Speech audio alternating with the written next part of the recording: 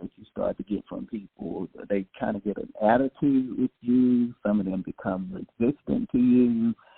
It's not in any way trying to extinguish their dream or to deflate this possibility for their life. But what I'm trying to do is give them the actionable steps that you have to take for that thing to manifest. And what that reaction lets me know is that this person is not really as serious about the change that they say they want to see as they originally said that they were. And so what I want you to do, I want you to understand that for every change that is going to happen in your life is going to require a great degree of intentionality and strategy for that thing to happen. And I don't even have the time to begin to talk about the power of intentionality, but those who work with me and who have ever worked with me in any capacity know that I don't attempt anything in my life without intention. Intention becomes the framework and the blueprint that guides the building and the construction of whatever it is I'm doing. And it's been a success secret for me for a very long time, and it's something that I always share with my clients. I share with my mentees. I share with people that I advise, because when you start anything with intention, you are empowering that thing to succeed, and you are creating the infrastructure that is going to produce success and prosperity for you. And so I believe that it is vitally important that you be a person of intentionality.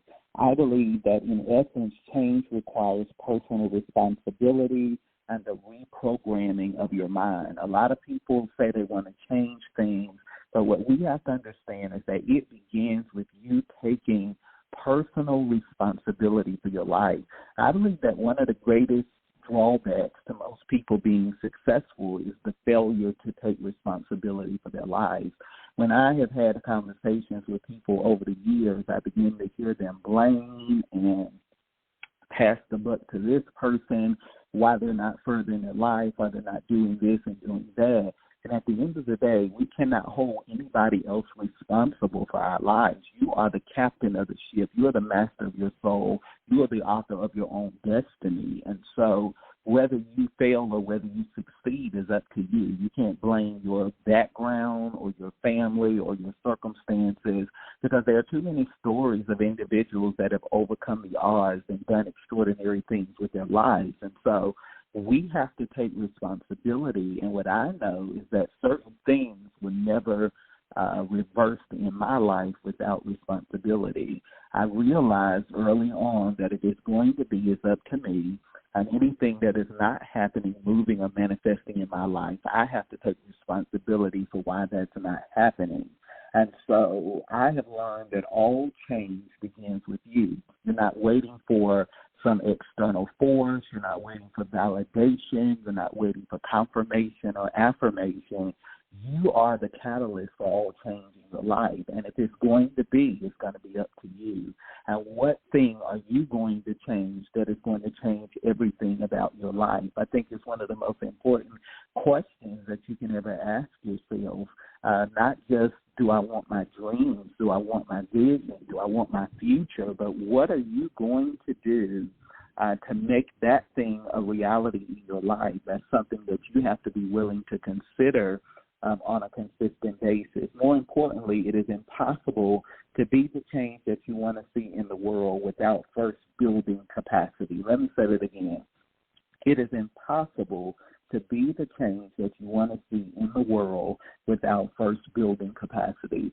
I can't tell you the number of people I see in the world with great potential, but that potential is dormant and is dying every day because they are not doing the thing that I know they were created and destined to do with their lives. And so in a world that is obsessed with change, few people have committed their few people have optimized their capacity to bring change to the world and the community. Let me say it again.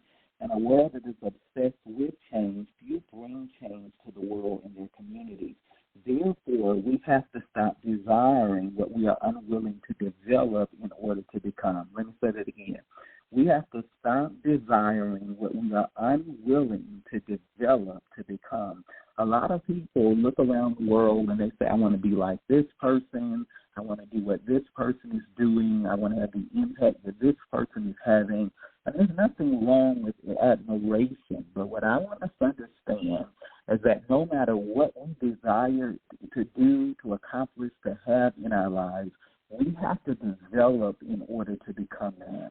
And so I had people, and one of the worst things you can ever say to me is, hi, Jamel, how are you? Do you have a moment for me to pick your brain? It's one of the worst phrases I've ever heard somebody say to me. First of all, no, I do not have the time. And second of all, no, you are not going to pick my brain. You are not going to waste my time sitting and talking about any and everything when it has taken me a lifetime to acquire the wisdom and the information that I have. So I don't have the time. It's not rude. You know, I've heard some people say, oh, that's so rude and so nasty and disrespectful. It's not disrespectful. It's disrespectful on the part of the person asking, because if you want a deposit or a contribution from a certain individual in your life, you got to be willing to invest in that relationship. And so a lot of people that want to just pick your brain, they want to ask you a bunch of questions and a bunch of nothing and waste your time. And 90% of the time, they do absolutely nothing with what you shared with them anyway. And then, you know, when they figure out what you do exactly and the price tag that is substantial for what you do, then they begin to criticize you and your work. But you don't understand that you want in 20 seconds what it's taken 20-plus years to get and to develop. And I didn't get this overnight. I didn't become who I am overnight. And we have to begin to approach things differently. We have to be willing to develop into what we say we desire to be and to have, and I can't stay there. There are many gifted and talented people in the world with undeveloped capacity. Oh, my goodness, I could talk about this all day. I run into people all the time. They have undeveloped capacity. They have the potential to do extraordinary things with their lives, but I know deep down in my heart of hearts that they'll never do it because they have become content and satisfied with mediocrity. Let me say that again. They have become content and satisfied with mediocrity. They're not going to stretch. They're not going to push. They're not going to go after any more in their lives because this has become a comfort zone for them. And this has become a boundary and a bar and a barrier of what they believe is possible and what their lives can be. What I've discovered is that talent without capacity cripples change. Write that down. Talent without capacity cripples change. And so the world is a gamut of individuals that are extremely talented, but we don't have nearly as many people that are bringing change and transformation to the world. And that's because we don't have enough people with the capacity to do it. And so when I started my organization years ago, I started my organization because I wanted to arm leaders and change agents with the tools, the strategies, and the capacity that they need to bring solutions to the world. We don't need anybody else interjecting their opinion in the world. The opinions are abundant, solutions are scarce. Write that down. Opinions are abundant, but I always say this, and solutions are scarce because everybody has an opinion. Very few people are really bringing solutions to the problems of our time. And so when I begin to talk about leadership, I'm not talking about looking important and looking apart and speaking in a certain way. I'm talking about having the intellectual capital that makes you indispensable to industries and nations because you have real solutions and tools and strategies that they can implement to transform their lives.